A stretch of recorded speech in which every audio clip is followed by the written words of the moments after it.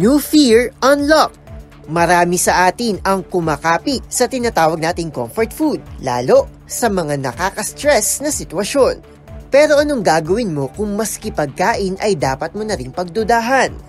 Isang ginang kasi mula sa bansang Peru na nagngangalang Celia ang sumugod sa ospital nang bigla itong magsuka ng dugo matapos kumain ng chicharon.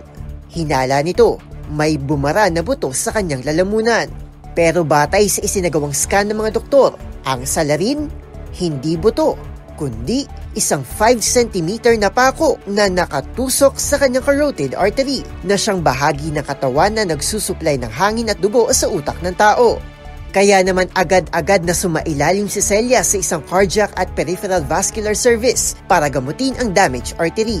Sa kabutihang palad, naging matagumpay naman ang operasyon at nasa ligtas na kalagayan na ang ginang matapos ang katakot-takot na insidente. Gayunpaman, hindi pa rin natutuklasan kung paanong may nakapasok na pako sa loob ng chicharon. Para sa MBC TV Network News, ito si Arnold Herrera. Sama-sama tayo, Pilipino.